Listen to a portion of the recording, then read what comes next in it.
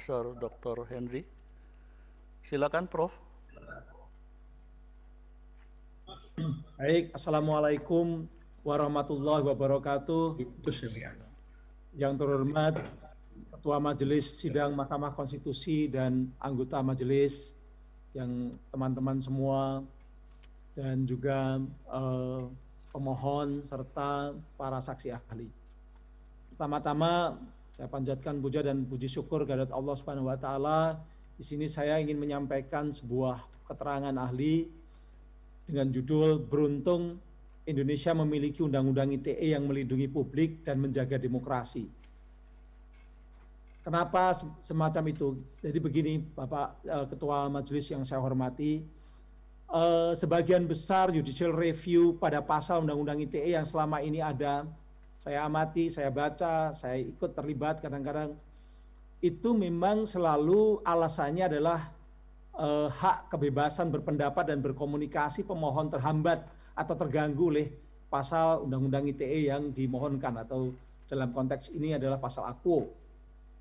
Pasal 28E ayat 3 Undang-Undang Dasar 45 memang menyatakan bahwa setiap orang berhak atas kebebasan berserikat, berkumpul, dan mengeluarkan pendapat. Pasal 28F menyatakan setiap orang berhak untuk berkomunikasi dan memperoleh informasi untuk mengembangkan pribadi dan lingkungan sosialnya, serta berhak untuk mencari, memperoleh, memiliki, menyimpan, mengolah, dan menyampaikan informasi dengan menggunakan segala jenis saluran yang tersedia. Artinya konstitusi kita memang menghormati dan memberikan hak kepada kebebasan berpendapat dan kebebasan berkomunikasi.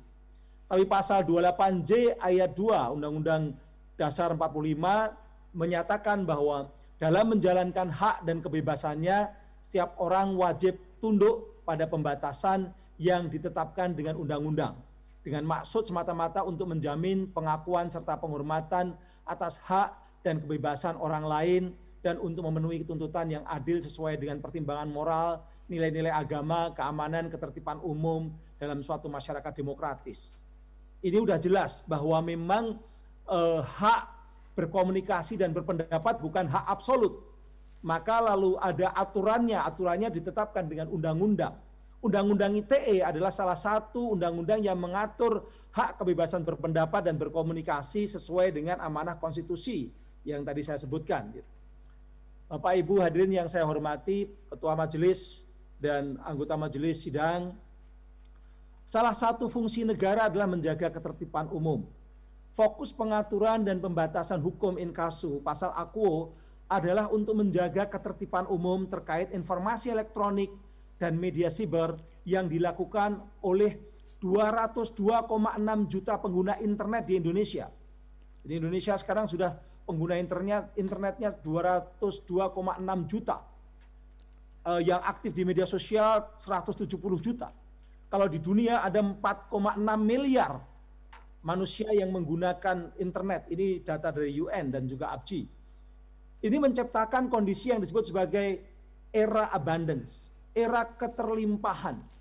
Itu kalau dari konsep Peter Diamandis dan Stephen Kotler, di mana semua orang itu bisa aktif dan menjadi pemroduksi pesan dan informasi, baik orang itu orang baik-baik maupun orang yang jahat. Informasinya tentu saja bisa informasi yang baik, informasi yang buruk, informasi yang mencerahkan maupun informasi yang berbahaya. Karena dari seluruh manusia di Indonesia yang punya kapasitas untuk menggunakan internet, dia bisa menjadi pemroduksi informasi tersebut. Pemerintah sebagai penyelenggara negara bertindak sebagai penjaga malam. Nah, what's start itu untuk keamanan warga negara secara menyeluruh, untuk menciptakan ketertiban umum sebagaimana mestinya agar tidak terjadi kekacauan ataupun juga kerusakan.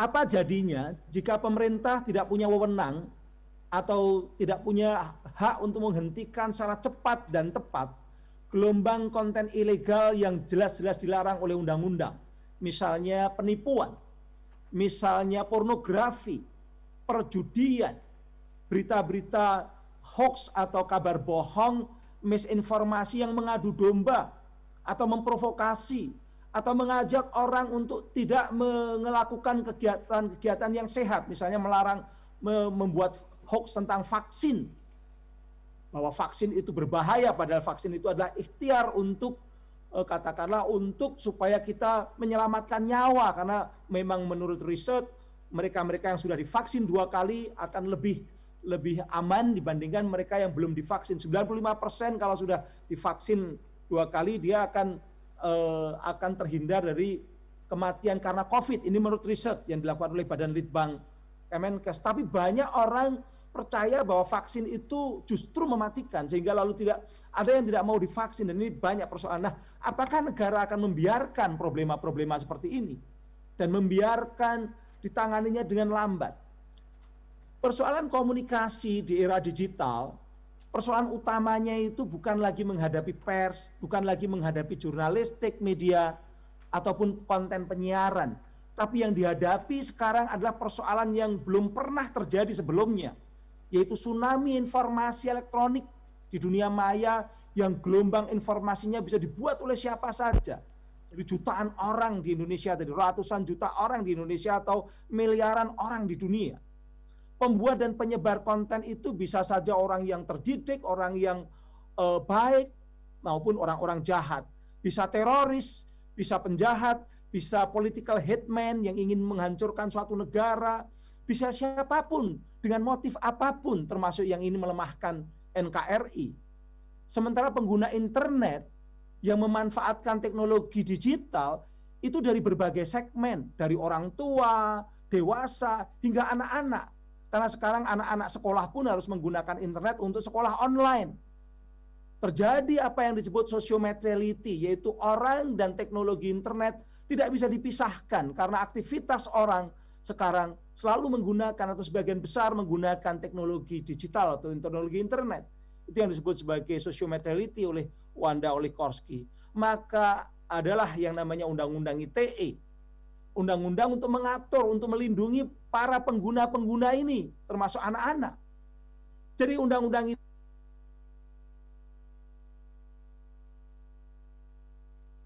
dan penyelenggara sistem elektronik, bukan pers. Pers tidak menjadi objek Undang-Undang ITE. Pers tunduk pada Undang-Undang Nomor 40 Tahun 99 tentang pers. Karena pers itu diatur secara khusus tentang jurnalistik yang menggunakan Undang-Undang pers. Sama kalau mengenai infrastruktur internet juga objeknya bukan objek dari Undang-Undang ITE, melainkan infrastruktur internet itu objek dari Undang-Undang Nomor 36 Tahun 99 tentang telekomunikasi. Undang-Undang ITE sejak awal dibuat objeknya adalah transaksi elektronik, informasi elektronik, dan penyelenggara sistem elektronik. Undang-Undang ITE mengatur illegal content, khususnya untuk pasal 40 ayat 2, 40 ayat 2A, 40 ayat 2B atau pasal AKUO. Ketua Majelis Sidang Mahkamah Konstitusi dan anggota yang kami hormati, kenapa aktivitas di dunia cyber diatur secara berbeda dengan aktivitas dunia fisik? Karena aktivitas dunia cyber mempunyai karakter yang khas. Komunikatornya bisa siapa saja dan mudah sekali komunikator ini menyembunyikan identitas, anonim. Penyebarannya sangat cepat dan meluas, khalayak bisa siapapun dan dimanapun. Dan ketiga, kontennya dapat bersifat destruktif, berisi materi yang melanggar hukum. Media elektroniknya atau internetnya juga sangat luar biasa karena memiliki corak viktimisasi yang tak terbatas. Dampaknya sangat luas, borderless, dan sifatnya terus-menerus, bisa diputar ulang, bisa dibalik lagi, yang kemarin, tahun-tahun kemarin diulang lagi secara masif. Dan ini yang terjadi. Dengan memahami karakter dunia cyber beserta karakternya, dengan memahami hakikat dunia cyber beserta karakternya, maka memang diperlukan adanya pengaturan tersendiri untuk mengantisipasi semakin maraknya kejahatan misinformasi. Bapak Ketua Majelis Sidang Mahkamah Konstitusi dan anggota yang saya hormati, amanah menjaga kepentingan umum di pasal 40 ayat 2 Undang-Undang ITE sebenarnya sudah ada sebelum direvisi, sebelum munculnya pasal 40 ayat 2A maupun pasal AKUO, 40 ayat 2B. Dulu kalau pemblokiran itu menggunakan pasal 40 ayat 2 ini. Itu ketika sebelum Undang-Undang ITE direvisi. Pasal 40 ayat 2 Undang-Undang ITE berisi amanah mewajibkan pemerintah atau negara untuk melindungi kepentingan umum atau public order dari segala jenis gangguan sebagai akibat penyalahgunaan informasi elektronik dan transaksi elektronik yang mengganggu ketertiban umum sesuai dengan ketentuan peraturan perundang-undangan. Artinya pasal ini mengatur tentang penyalahgunaan informasi elektronik yang jelas ini menyangkut konten dan transaksi elektronik yang mengganggu kepentingan umum, bukan menyangkut persoalan pers, bukan menyangkut persoalan infrastruktur dan lain sebagainya. Pasal 40 ayat 2A dan pasal 40 ayat 2B yang ada di Undang-Undang ITE ini saling terkait dan juga mengatur konten. Pasal 40 ayat 2A mewajibkan pemerintah untuk melakukan keputusan berupa tindakan atau besiking melindungi masyarakat dari penyalahgunaan informasi elektronik yang memiliki muatan dilarang perundang-undangan. Isinya begini pasal itu, pemerintah wajib melakukan pencegahan, penyebarluasan dan penggunaan informasi elektronik dan atau dokumen elektronik yang memiliki muatan yang dilarang sesuai dengan ketentuan peraturan perundang-undangan. Di sini diperlukan keputusan cepat dan tindakan yang cepat pula karena ada istilah pencegahan. Berarti mencegah itu harus cepat. Tidak ada mencegah itu menunggu. Agar bisa menjalankan kewajiban tersebut, pemerintah diberi wewenang oleh pembuat undang-undang atau oleh undang-undang ini di pasal 40 ayat 2B atau pasal AKUO. Bunyinya dalam melakukan pencegahan sebagaimana dimaksud pada ayat 2A, pemerintah berwenang melakukan pemutusan akses dan atau memerintahkan kepada penyelenggara sistem elektronik untuk melakukan pemutusan akses terhadap informasi elektronik dan atau dokumen elektronik yang memiliki muatan yang melanggar hukum. Ini konsekuensi, artinya kalau pasal AKUO ini bermasalah, mulainya dari pasal 40 ayat 2 dan 40 ayat 2A, saling berkait. Majelis yang saya hormati, mengapa pemerintah wajib memutus akses informasi elektronik yang melanggar perundang-undangan? Pembuat undang-undang melihat konten internet itu banyak yang di dalamnya negatif bahkan berbahaya. Karena sering disalahgunakan untuk kejahatan. Berisi konten ilegal atau melanggar perundang-undangan yang memiliki potensi merusak dengan dampak yang masif melanggar hak warga negara atau masyarakat yang lain. Kalau dibiarkan justru yang terjadi adalah pelanggaran terhadap hak-hak warga negara yang lain. Sebagai contoh misalnya, pornografi, itu jelas ilegal. Penipuan, perjudian, hoax yang berisi adu domba, provokasi terhadap masyarakat, misalnya informasi yang mengancam nyawa, jika tidak ditangani dengan cepat dan tepat, itu melanggar hak warga negara lain, termasuk anak-anak. Terlebih pengguna internetnya kan tadi, banyak macam sekali, termasuk anak-anak tadi. Anak-anak yang masih di bawah umur karena dia dalam pendidikan harus online, tapi kalau tidak ada pencegahan pornografi misalnya, dibiarkan dalam proses yang agak panjang waktunya, itu dalam hitungan menit itu bisa tersebar sangat luas, tersebar sangat cepat. Mengapa saya sedikit membahas tentang kaitannya dengan pornografi? Karena asbabul nuzul dan konsekuensi pasal AKUO ini memang terkait dengan pornografi. Jadi pemerintah sebagai penyelenggara negara oleh Undang-Undang ITE diperintahkan, diwajibkan untuk melakukan pencegahan ini. Awalnya ketentuan ini adalah pasal yang muncul dulu di pembahasan di DPR, itu berasal dari parlemen, inisiatif dari parlemen, khususnya terkait pornografi. Kemudian diperluas, karena parlemen khawatir waktu itu bahwa kalau pornografi dibiarkan, itu sangat cepat sekali merambatnya. Maka lalu itu dibuatkan sebuah pasal, dan pasalnya seperti yang kita lihat sekarang, yaitu jadilah pasal 40 ayat 2A dan pasal 40 ayat 2B, hasil revisi tahun 2016. Jadi tidak ada kaitannya dengan politik awalnya, tapi lebih banyak ke pornografi. Keputusan berupa tindakan memutus akses itu harus cepat dan segera dilakukan karena jumlah konten informasi elektronik ilegal di internet itu memang sangat besar, masif, sangat banyak. Jika terlambat diputus, the damage has been done, kerusakan terlanjur terjadi.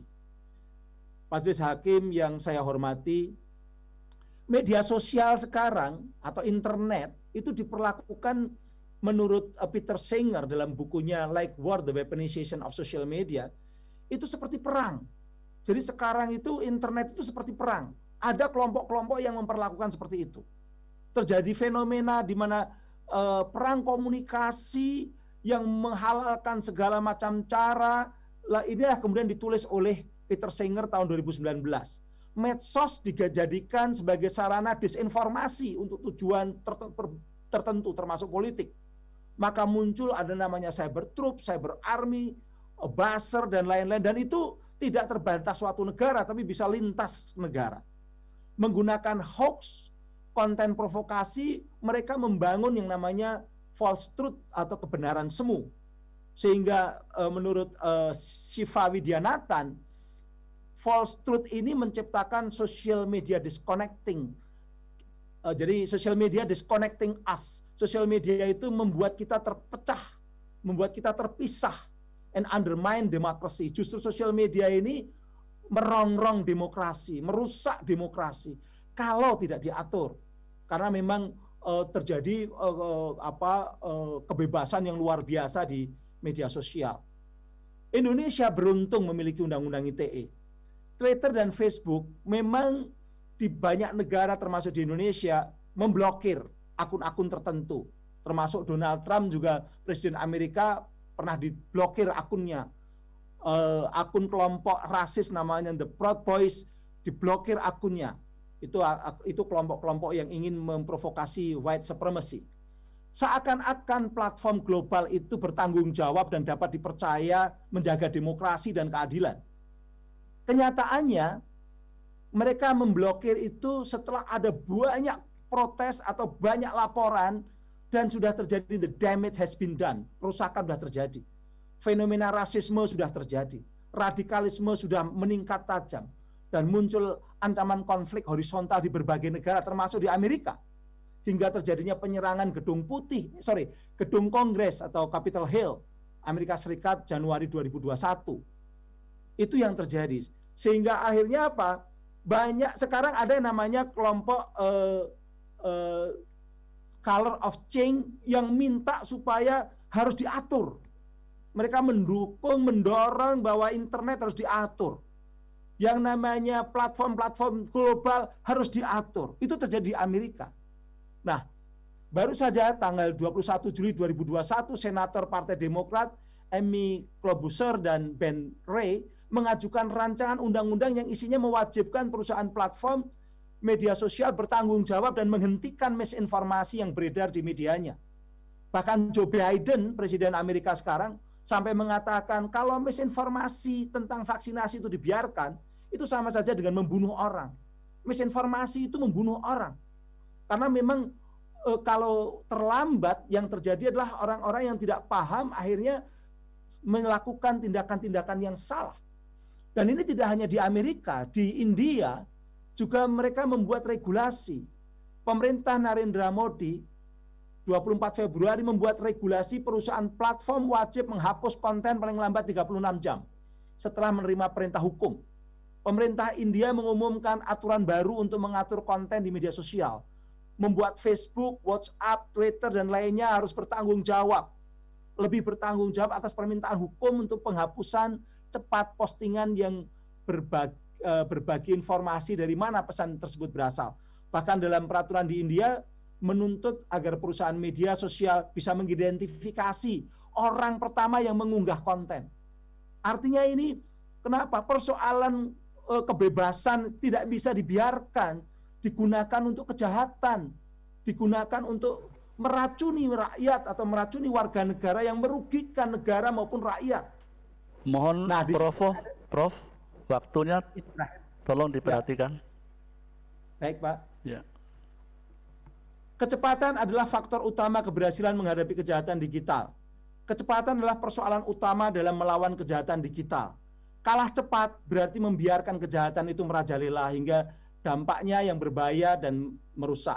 Kecepatan penyebaran konten negatif adalah fenomena yang namanya mass self communication dari Manuel Castle. Artinya memang sangat cepat sekali sekarang ini. Kasus artis pornografi artis itu bisa tersebar jutaan orang karena bisa melibatkan ratusan juta pengguna internet yang memforward, memviral, memiliki secara pribadi. Makanya negara harus memblokir sebelum dia masuk ke dalam komunikasi privacy. Daya sebar dan daya rusak konten ilegal terkait dengan hitungan menit selama masih di server penyelenggara sistem elektronik masih dimungkinkan untuk diblokir. Tapi ketika sudah disebarkan ke ranah privat, masuk WA, grup WA, WA kita, maka penyebaran akan berjalan masif dan sulit dicegah. Kalau terjadi keterlambatan pemblokiran, maka konten ilegal tersebut langsung masuk ke ranah privat, masuk layer yang namanya intermessaging services yang tidak bisa lagi dicegah penyebarannya. Majelis Hakim yang terhormat, jadi Undang-Undang ITE tidak melanggar atau tidak memblokir pers, karena pers itu menggunakan undang-undang pers. Ya, cuma memang kadangkala ada yang merasa bahwa oh ini saya pers kok diblokir, coba dicek.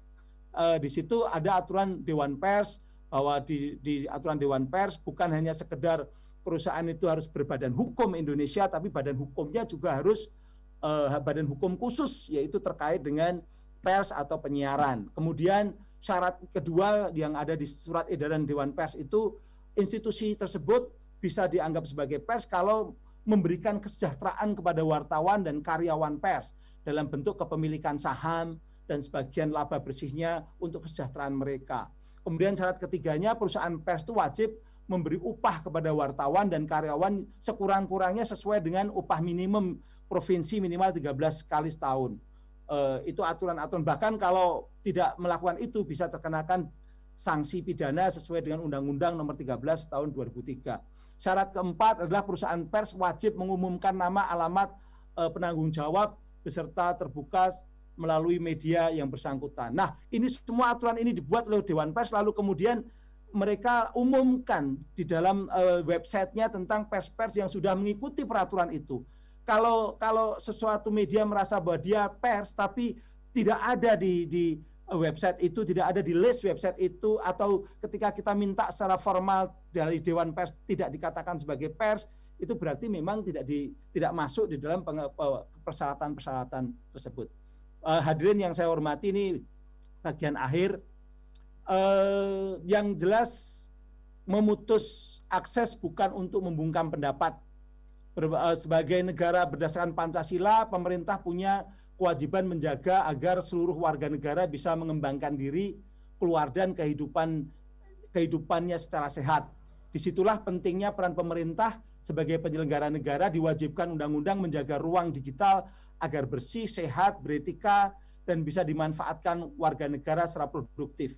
Ini karena Indonesia bukan negara liberal, melainkan negara yang berdasarkan Pancasila. Sistem hukumnya tidak hanya berasal dari General Principle of Law, tapi juga berasal dari hukum adat dan hukum agama. Jadi bisa disimpulkan, pemutusan akses itu bukanlah untuk seluruh konten informasi elektronik secara umum, bukan untuk konten pendapat dari warga negara yang isinya mengkritisi pemerintah. Konten semacam itu justru dijamin oleh konstitusi, kebebasan berpendapat dan kritik justru menciptakan pemerintahan yang cerdas. Pemutusan akses itu khusus hanya pada konten yang jelas-jelas melanggar perundang-undangan yang memang harus dibersihkan oleh pemerintah agar dunia digital bisa lebih bermanfaat dan produktif. Itulah amanah pasal 40 ayat 2A dan pasal 40 ayat 2B atau pasal AKU, Undang-Undang ITE. Kemudian kalau misalnya ada pemutusan pun, ini tentu saja ada SOP-nya, ada mekanisme yang sudah diatur dalam Peraturan Pemerintah Nomor 71 Tahun 2019, yang mungkin itu terjadi setelah kasus-kasus tahun 2016. Kemudian juga sekarang ada Peraturan Menteri Kominfo Nomor 5 Tahun 2020 tentang mekanisme pemblokiran sampai tentang bagaimana cara menormalkan kembali, dan juga bagaimana mereka juga bisa melakukan tindakan hukum dalam artian pengadilan, gitu ya. Jadi itu demokrasinya di situ. Sebagai ahli, ini penutup saya, sebagai ahli sekaligus warga negara yang punya anak dan cucu serta mencintai NKRI,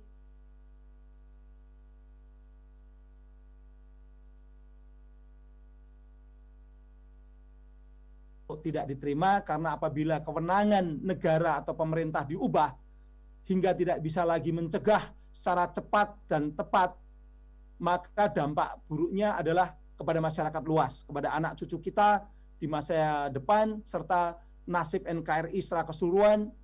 Oleh karena itu menurut saya Mahkamah justru perlu menetapkan agar pemerintah tidak ragu menggunakan kewenangannya ini untuk memerintahkan pada perusahaan platform maupun penyelenggara sistem elektronik supaya segera menghentikan konten-konten yang melanggar perundang-undangan ataupun misinformasi yang sangat berbahaya bagi kehidupan. Jangan menunggu terlambat hingga muncul korban. Jangan menunggu the damage has been done. Kecepatan adalah kunci menghentikan kejahatan di era digital. Demikian, terima kasih. Wassalamualaikum warahmatullahi wabarakatuh. Waalaikumsalam. Ya, Prof, nanti mohon itu PowerPoint-nya bisa diserahkan ke panitera nanti. Kami minta. Siap. Iya. Terima kasih.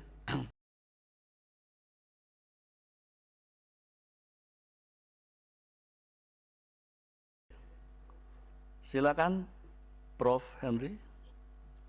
Baik, terima kasih. Pertama, pertanyaan tentang kecepatan itu penting. Kenapa harus dilaksanakan secara cepat? Pertama, sebenarnya ini sudah saya jelaskan bahwa memang di era digital itu komunikasi itu sangat cepat. Tadi istilahnya adalah mass self communication, sebuah bentuk komunikasi baru di mana penyebaran itu lewat person to person communication.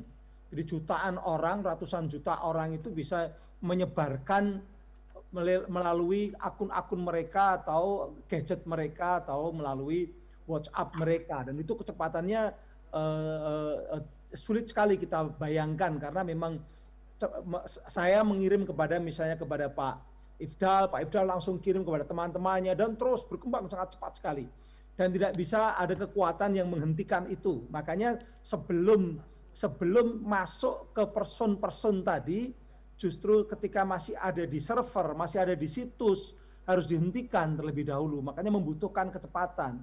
Karena kalau sudah masuk ke level individual, masuk ke komunikasi private, kalau sudah masuk ke HP kita, itu sudah tidak bisa diganggu-gugat oleh negara manapun.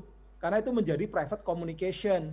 Makanya sebelum masuk ke HP, sebelum masuk ke WA group, itu yang harus dihentikan. Disitulah kecepatan menjadi penting sekali. Di situ, mengejar kecepatan tersebut, memang ini ada persoalan tadi seperti Prof. Saldi Isra mengatakan mau di administrasi dulu atau administrasinya belakangan atau hukumnya belakangan. Kalau dalam konteks seperti ini, kalau kita ingin segera menyelesaikan persoalan, menyelesaikan dampak dan menyelesaikan mass self communication sebelum masuk ke private communication, ya harus secepat mungkin.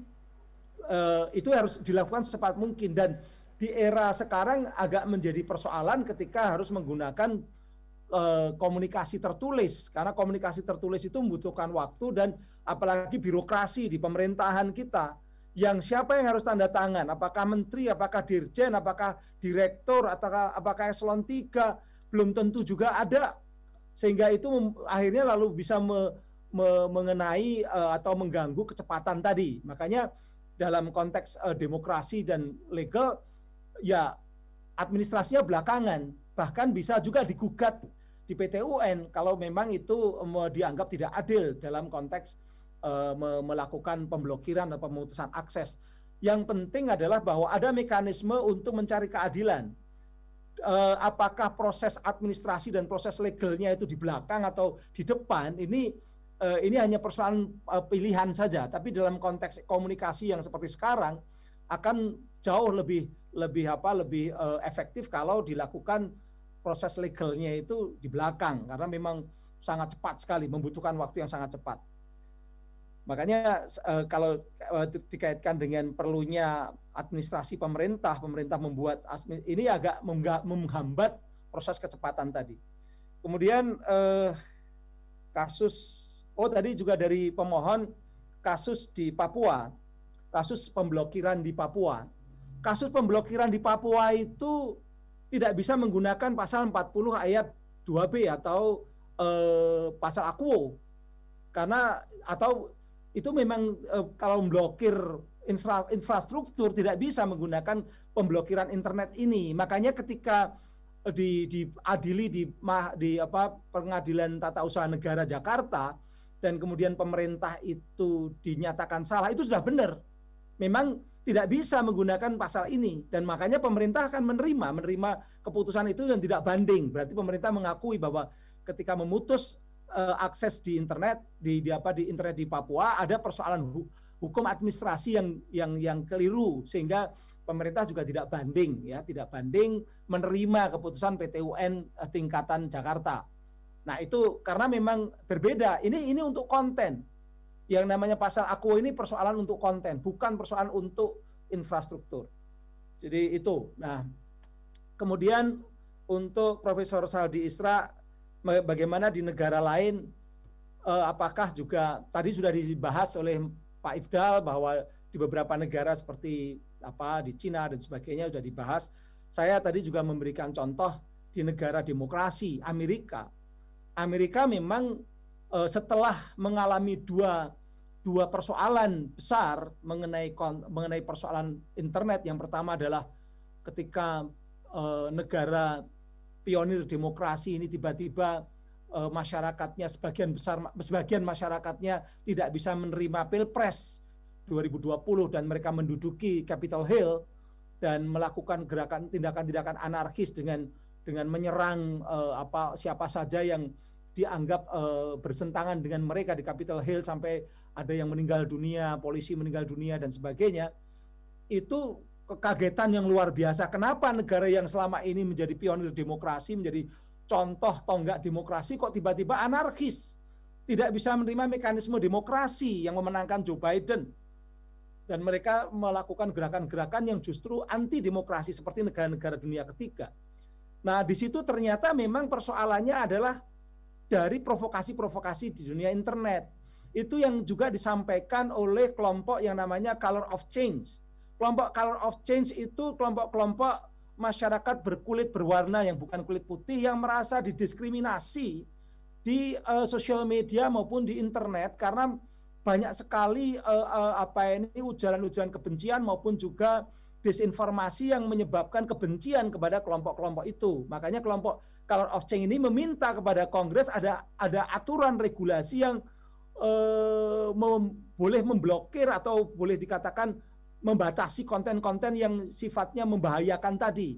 Akhirnya kemudian ada 2 senator dari Partai Demokrat yang membuat rancangan undang-undang. Tapi ini masih rancangan undang-undang, jadi belum sampai menjadi undang-undang dan belum ada contoh konkretnya karena masih diajukan oleh 2 orang. Tapi ini menunjukkan bahwa di negara demokrasi seperti Amerika pun mengalami sebuah persoalan ketika konten-konten itu tidak bisa diblokir dengan cepat.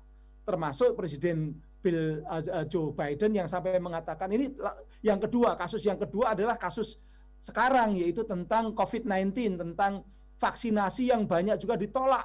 Sebagian masyarakat daerah Amerika Serikat di bagian selatan, terutama yang kelompok-kelompok yang dulunya pendukung Republikan, pendukung Trump, menolak vaksin. Tapi yang terjadi adalah mereka-mereka yang menolak vaksin ini akhirnya menjadi korban-korban dari COVID-19. Nah, sampai Joe Biden mengatakan bahwa disinformasi, misinformasi terkait dengan vaksin itu pembunuhan, maka harus diselesaikan. Dan Facebook, Twitter, YouTube harus bertanggung jawab. Nah, kemudian itulah muncul regulasi-regulasi.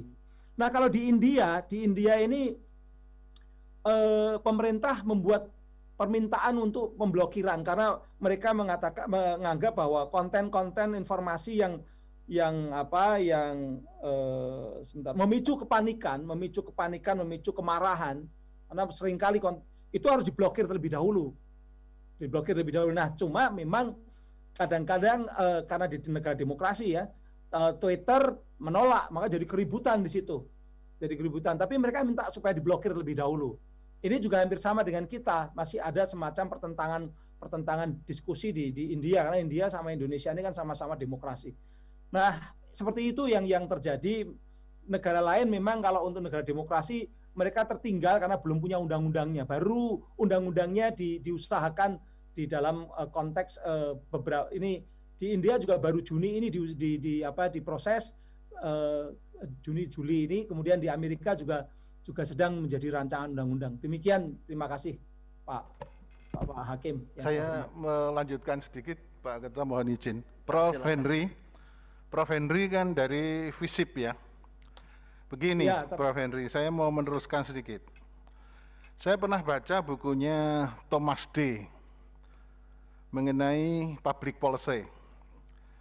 Siap. Jadi begini, ini kita ngomong yang sebaliknya sekarang. Jadi di dalam buku itu disebutkan, to do or not to do by government. Jadi apa yang diperbuat atau tidak diperbuat oleh pemerintah atau negara, itu ya kebijakan. Jadi sekarang, sebaliknya dari permintaan pemohon, kalau ada konten-konten yang membahayakan, konten-konten yang melawan moral, membahayakan keutuhan NKRI, dan negara tidak berbuat apa-apa, apakah juga bisa negara itu di-challenge dan digugat oleh warga negara karena negara itu diam saja? Ini kalau yang satunya negara kemudian take down, melakukan perbuatan, menutup akses internet dan sebagainya. Tapi kalau ini negara diam saja, itu juga kebijakan dari sisi itu. Nah ini gimana Pak Prof. Henry yang dari FISIP ini? Saya minta komentarnya. Terima kasih. Ya, makanya tadi apa yang disampaikan oleh Thomas D. ya, itu memang seperti yang saya sampaikan juga bahwa ini persoalan untuk menyelamatkan negara, menyelamatkan rakyat. Makanya harus dilakukan secara cepat.